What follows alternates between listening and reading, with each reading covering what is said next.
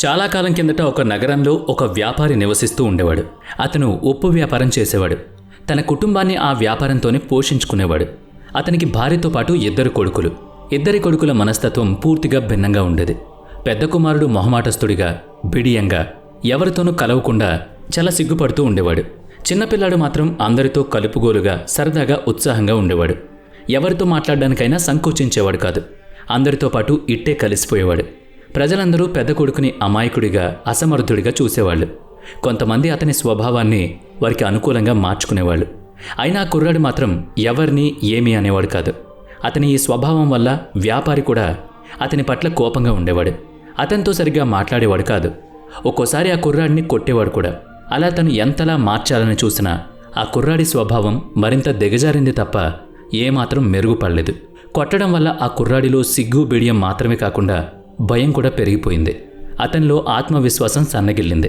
చిన్నతనం నుంచి ఆత్మాన్యూన్యత భావంతో అతను ఉండడం వల్ల ఎప్పుడూ సమస్యగానే ఉండేది. అతని భయం వల్ల సమాధానాలు మర్చిపోయేవాడు. పరీక్షల్లో ప్రశ్నలకు సరైన సమాధానాలు కూడా రాసేవాడు కాదు. ఎలా రాయాలో కూడా తెలిసేది కాదు. అందుకే చదువును కూడా మధ్యలోనే ఆపేయాల్సి వచ్చింది. అతను యుక్త వయసుకు వచ్చిన తర్వాత వ్యాపారి అతనికి తన వ్యాపారాన్ని అప్పగించాడు. తన తండ్రి మీద ఉన్న భయంతో అతడికి ఇష్టం లేకపోయినా ఆ కుర్రాడు ఆ వ్యాపారాన్ని తీసుకోవాల్సి వచ్చింది. కానీ వ్యాపారంలో కూడా కొన్ని తప్పిదాలు చేస్తూ ఉండడం వల్ల తండ్రితో ఎప్పుడూ చివాట్లు తినేవాడు. ఒకరోజు ఆ వ్యాపారి పని మీద వేరే ఊరు వెళ్లాల్సి వచ్చింది. పెద్ద కొడుకుని కొట్లో కూర్చోబెట్టి అతను వేరే ఊరు వెళ్ళాడు. అదే అదునుగా చూసిన 2 వ్యక్తులు పెద్దవాడు ఉన్న కొట్టు దగ్గరికి వచ్చి, మీ నాన్నగారు మమ్మల్ని పంపించారు, ఉప్పు సంచులను తీసుకుని నగరానికి రమ్మన్నారని చెప్పి అతని మాట కోసం కూడా ఎదురు చూడకుండా కొట్లోకి బలవంతంగా వెళ్ళి ఉప్పు బస్తాలను తీసుకుని ఒక వాహనంలోకి ఎక్కించుకుని వెళ్ళిపోయారు. వాళ్ళని ఎంతగా ఆపాలని తను ప్రయత్నించినా సంకోచం వల్ల, భయం వల్ల ఆపలేకపోయాడు. వాళ్ళని ప్రశ్నించలేకపోయాడు. అలా చూస్తూ ఉండిపోయాడంతే. ఒకవేళ నిజంగా తన తండ్రి వారిద్దరినీ పంపించుంటే, తాను ఒకవేళ వారిని ఆపితే తండ్రి మరింతగా తన మీద కోపం పెంచుకుంటాడని అనుకున్నాడు. కొన్ని రోజుల తర్వాత ఆ వ్యాపారి నగరం నుంచి తిరిగొచ్చాడు. మొత్తం షాప్ అంతా ఖాళీగా ఉండడాన్ని గమనించాడు. తన కొడుకుని ఉప్పు బస్తాలేవి అని అడిగాడు. ఎందుకు కొట్టంతా ఖాళీగా ఉందని అడుగుతాడు. దానికి పెద్ద కొడుకు జరిగిందంతా చెప్పాడు. చాలా సున్నితమైన గొంతుతో, మీరే పంపించారు కదా, వాళ్ళిద్దరూ వచ్చి ఉప్పు బస్తాలు తీసుకుని నగరానికి మీరే రమ్మన్నారని చెప్పారని అంతా తీసుకువెళ్లారు అని చెప్తాడు. దాంతో వ్యాపారికి విపరీతమైన కోపం వస్తుంది. తల కొట్టుకున్నాడు. కొడుకుని షాప్ నుంచి బయటకు గెంటేశాడు. ఇంకెప్పుడైనా ఇక్కడ కనబడ్డావంటే ఏం చేస్తానో నాకే తెలీదు. మూర్ఖుడికి నా వ్యాపారం అప్పగించి వెళ్ళడం నాదే తప్పు. మొత్తం వ్యాపారాన్నంతా నాశనం చేశావు అని తిట్టిన తిట్టు తిట్టకుండా తిడతాడు. వ్యాపారంలో విపరీతమైన నష్టం వచ్చింది. ఇక్కడి నుంచి వెళ్ళిపో, నా కంటికి కనిపించొద్దు. మళ్ళీ తిరిగి వచ్చావంటే మాత్రం నీ చర్మం ఒలిచేస్తాను అని గట్టిగా తిట్టి పంపించేశాడు. యువకుడు ఈ చర్యతో మరింతగా కృంగిపోయాడు, బిగుసుకుపోయాడు. దాంతో తండ్రికి ఇంకా కోపం వచ్చింది. కనీసం ఒక్క మాట కూడా తనతో మాట్లాడకుండా అలాగే నిల్చున్న కొడుకుని చూసి ఏం చేయాలో అర్థం కాలేదు. కానీ వ్యాపారంలో వచ్చిన నష్టం వల్ల అతను కూడా ఏం మాట్లాడలేకపోయాడు. అది చూసి ఊళ్ళోని ప్రజలందరూ నవ్వడం మొదలుపెట్టారు. వ్యాపారికి కూడా చాలా కోపం వచ్చింది. కొడుకుని చూసి అందరూ నవ్వుతుంటే భరించలేకపోయాడు. మెడపట్టి ఆ యువకుణ్ణి బయటకు గెంటేశాడు. అతను, నా మూర్ఖత్వం వల్లనే ఇలా జరిగింది, నా మూలంగానే తండ్రికి వ్యాపారంలో ఎంతటి నష్టం వచ్చిందంటూ విపరీతంగా ఏడ్చాడు. ఏడుస్తూ ఒక నది ఒడ్డుకు చేరాడు. పారుతున్న నీళ్లను చూసి ఇక తను బ్రతకూడదని నీటిలో దూకి చనిపోవాలి అనుకుంటాడు. ఆ యువకుడు నీటిలోకి దూగ్గానే అక్కడే స్నానం చేస్తున్న ఒక బౌద్ధ భిక్షువు అతన్ని నది నుంచి బయటకు తీసి కాపాడతాడు. ఆ వ్యాపారి కొడుకు ఆ భిక్షువు మీద కోపంతో, ఎందుకు నన్ను కాపాడావు? నాకు బ్రతకాలని లేదు, నేను అసమర్థుణ్ణి, నన్ను చావనివ్వండి అంటూ ఏడవడం మొదలుపెట్టాడు. ఆ బౌద్ధ భిక్షువు చాలా నిదానంగా అతనికి నచ్చజెప్పాడు. నీకు జీవించడానికి ఉన్న ఒకే ఒక్క అవకాశాన్ని ఇలా ఎందుకు వదులుకుంటున్నావు? జీవించి చూడు, నీకే తెలుస్తుంది. ఇలా చనిపోతే నిన్ను అందరూ ఒక విఫలమైన వ్యక్తిగా, అసమర్థుడిగా భావిస్తారు. సమర్థుడిగా, మంచిగా ఎదిగి చూడు, అందరూ అప్పుడు నీ గురించి గొప్పగా చెప్పుకుంటారు అంటూ ఎన్నో విధాలుగా చెప్పడం ప్రయత్నించాడు. అందుక యువకుడు, నీకేం తెలుసు నా బాధ? నా జీవితం సమస్యలతో నిండుంది. ఈ సమస్యలకన్నిటికీ కారణం నా అసమర్థత, నా బిడియం, నా అధైర్యం. వాటిని నేను జయించలేను. దయచేసి నన్ను చావనివ్వండి అంటూ మొండికేశాడు. నా తండ్రికి నా వల్ల వ్యాపారంలో చాలా నష్టం వచ్చింది. నేను బ్రతుకుంటే ఏం ప్రయోజనం? ఎవరికీ ఏ లాభం లేదు. నేను మంచి కొడుకును కాదు. నా భయం వల్ల సరిగ్గా చదువుకొని కూడా చదువుకోలేదు. నాకు తెలిసిన వాళ్ళందరూ నన్ను ఒక అసమర్థుడిగా, దద్దమ్మగా చూస్తున్నారు. ఒక అసమర్థుడికి లోకంలో జీవించే హక్కు లేదు అంటూ ఇంకా బాధపడ్డాడు. అందుకు ఆ భిక్షువు, సరే నేను నీకు ఇప్పుడు ఏమీ చెప్పను, మనం మా గురువుగారి దగ్గరికి వెళదాం, ఆయనే నీ సమస్యకు పరిష్కారాన్ని చూపిస్తారు అంటూ అతన్ని గురువుగారి దగ్గరికి తీసుకువెళ్ళడానికి ప్రయత్నిస్తాడు. కానీ ఆ వ్యాపారి కొడుకు మాత్రం, వద్దు, నేనెక్కడికి రాను, నాకు ఎవరిని కలవాలని లేదు, నేను నా ప్రాణత్యాగం చేస్తాను అంటూ మొండికేశాడు. కానీ బౌద్ధ భిక్షువు పదే పదే చెబుతున్న కారణంగా ఇక తప్పక గురువు దగ్గరికి వెళ్ళడానికి ఒప్పుకున్నాడు. బౌద్ధ భిక్షువు అతన్ని తన ఆశ్రమానికి తీసుకువెళ్ళాడు. అక్కడ ఒక మహాత్ముడు చెట్టు కింద కూర్చొని ధ్యానం చేసుకుంటూ ఉన్నాడు. ఆ బౌద్ధ భిక్షువు అతన్ని చూపించి, ఆ మహాత్ముడే మా గురువు గౌతమ బుద్ధుడు అని చెప్తాడు.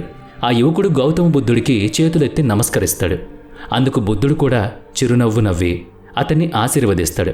ఆ యువకుడు అక్కడే కూర్చుని బుద్ధుణ్ణి చూస్తూ గట్టిగా ఏడుస్తాడు. గౌతమ బుద్ధుడు అతని రోదనకు కారణమేంటి అని అడుగుతాడు. అప్పుడు అతను, నాకున్న ఏకైక ఆశ కూడా పోయింది, నేను చనిపోవాలనుకుంటున్నాను, నా సమస్యకు మీరే పరిష్కారాన్ని చూపించాలి, లేదంటే చావొక్కటే నాకు పరిష్కారం అంటూ మరింతగా ఏడవడం మొదలుపెట్టాడు. గౌతమ బుద్ధుడు ఆ యువకుడి సమస్య ఏంటో అడిగి తెలుసుకున్నాడు. ఆ తర్వాత అతను ఎలా పెరిగింది, భయంతో ఏం కోల్పోయింది, బిడియం వల్ల, అసమర్థత వల్ల ఎలా పెరిగింది అన్నీ చెప్తాడు. ప్రజలందరూ అతన్ని అసమర్థుడిగా ఎలా గేలి చేశారో కూడా చెప్తాడు. తన తండ్రి గురించి, తల్లి గురించి, అందరి గురించి చెప్పడం మొదలు పెడతాడు.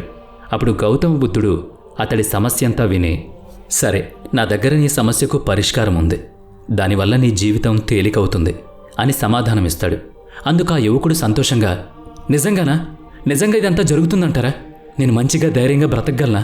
మీరు చాలా గొప్పవాళ్ళ ఉన్నారు అని ఎంతో ఉత్సాహంతో ఉబ్బి తబ్బిబ్బైపోయాడు. నేను కూడా మీ శిష్యుడిగా ఉండొచ్చా మహాత్మా అని అడుగుతాడు.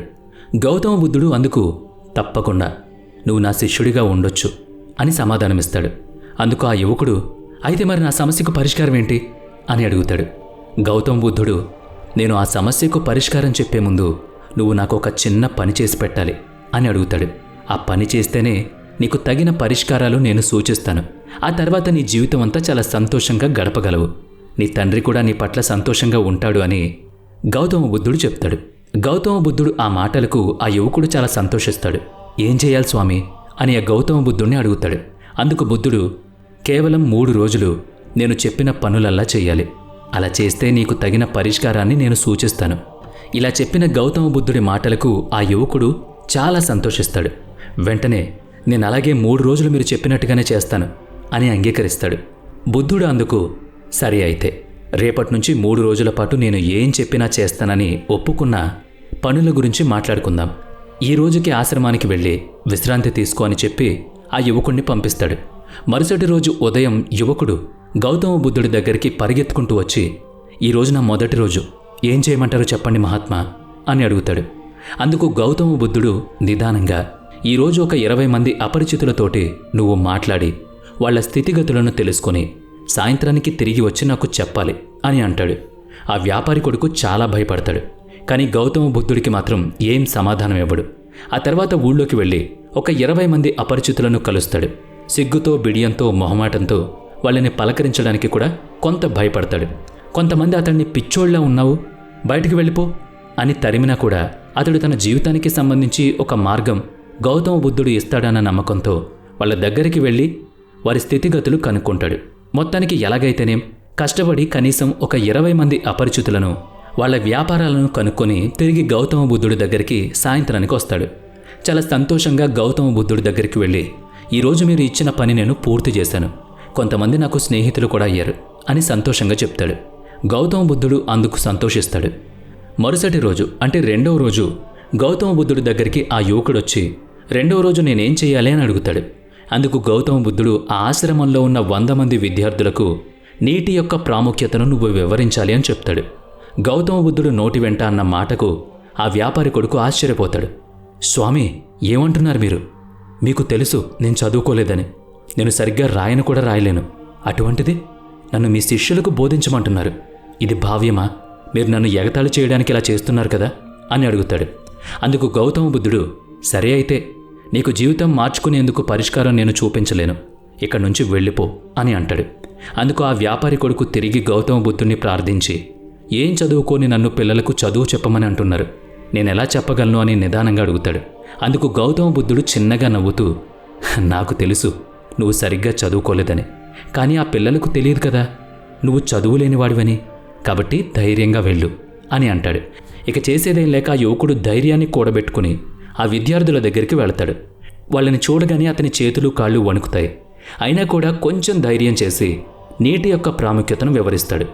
నీటి యొక్క 5 విశేషాలు గబగబా చెప్పేసి వెంటనే గౌతమ బుద్ధుడి దగ్గరకు వస్తాడు. చాలా భయపడుతూ, స్వామి, కేవలం నీటి గురించి లక్షణాలు మాత్రమే నేను పిల్లలకి చెప్పగలిగాను అని చెప్తాడు. అందుకు బుద్ధుడు, సరే ఇప్పుడు చెప్పావు కదా, మళ్ళీ ఇంకొకసారి ప్రయత్నించు అని అంటాడు. ఆ యువకుడు మళ్ళీ కొంచెం ధైర్యం తెచ్చుకుని పిల్లల దగ్గరకు వెళ్ళి నీటి గురించి చెప్తాడు. ఈసారి అతనిలో భయం లేదు. చాలా ఆత్మవిశ్వాసంతో పిల్లలకు ఏం చెప్పాలనుకుంటున్నాడో నీటి గురించి అన్నీ వివరిస్తాడు. తిరిగి గౌతమ బుద్ధుడి దగ్గరకు వస్తాడు. గౌతమ బుద్ధుడు అతన్ని, నీకు చాలా ధైర్యం ఉందిగా అని గొప్పగా ప్రశంసిస్తాడు. అతని ప్రశంస విన్న ఆ యువకుడికి చాలా ధైర్యం వస్తుంది. అలా 2వ రోజు గడుస్తుంది. ఇక 3వ రోజు ఉదయాన్నే మళ్ళీ ఆ యువకుడు గౌతమ బుద్ధుడి దగ్గరకు వెళతాడు. అతన్ని చూసిన గౌతమ బుద్ధుడు, ఈరోజు నేను చెప్పేది నీకు వింతగా అనిపించవచ్చు, కానీ తప్పకుండా చేసి తీరాలి. ఈరోజు నువ్వు వెళ్ళి నాన్నగారిని కలువు అని చెప్తాడు. ఆ మాట విన్న ఆ యువకుడు భయంతో, ఏమంటున్నారు? నేను మళ్ళీ నాన్న దగ్గరికా? నా వల్ల కాదు. అతను నన్ను ఇంటికి రావద్దు అని బయటకి ఎంటేశారు. ఇప్పుడు మళ్ళీ వెళితే నన్ను చంపినా చంపేస్తారు. దయచేసి నాకు వేరే పని అప్పగించండి. ఈ పని నేను చేయలేను అని అంటాడు. సరే అయితే, నీకు జీవితానికి పరిష్కారం వద్దనుకుంటున్నావు కదా, ఇక్కడి నుంచి వెళ్ళిపో అంటాడు గౌతమ బుద్ధుడు. ఆ యువకుడు గౌతమ బుద్ధుడిని చాలా ప్రాధేయపడతాడు. నేను నా తండ్రి దగ్గరకు వెళ్ళలేను అని. గౌతమ బుద్ధుడు, లేదు, నీ తండ్రి గారి దగ్గరకు వెళ్ళి క్షమాపణ అడిగి చూడు, ఇంకొక అవకాశం ఇవ్వమని చూడు, ఖచ్చితంగా అతడు ఒప్పుకుంటాడు అని అంటాడు. ఆ యువకుడిక చేసేదేం లేక తన తండ్రి దగ్గరకు వెళ్ళి ఆత్మవిశ్వాసంతో క్షమాపణ అడుగుతాడు. ఇంకొక అవకాశం ఇవ్వమని ప్రాధేయపడతాడు. చివరికి అతను అడిగిన తీరు చూసి ఆ వ్యాపారి కూడా తన కొడుకును క్షమిస్తాడు. మరొక అవకాశం ఇవ్వడానికి సిద్ధపడతాడు. తిరిగి గౌతమ బుద్ధుడి దగ్గరికి వస్తాడు ఆ యువకుడు. మరి 3వది కూడా నేను చేసేశాను కదా, 3వ రోజు కూడా మీరు చెప్పింది చెప్పినట్టు చేసేశాను కదా, నా సమస్యకి పరిష్కారాన్ని చూపిస్తారన్నారు కదా అని అడుగుతాడు. అందుకు గౌతమ బుద్ధుడు నవ్వుతూ, నీ అంతటా నువ్వే సమస్యకు పరిష్కారాన్ని కనుక్కున్నావు. ఇంతకుముందు నువ్వు ఎవరితోనూ మాట్లాడేవాడివి కాదు. సిగ్గుతో మొహమాటంతో ఉండేవాడు. ఆ భయం ఇప్పుడు నీలో లేదు. నువ్వు దేని గురించైతే భయపడుతున్నావో ముందు ఆ పనిని చేసి చూడు. దాని పట్ల భయం పోతుంది.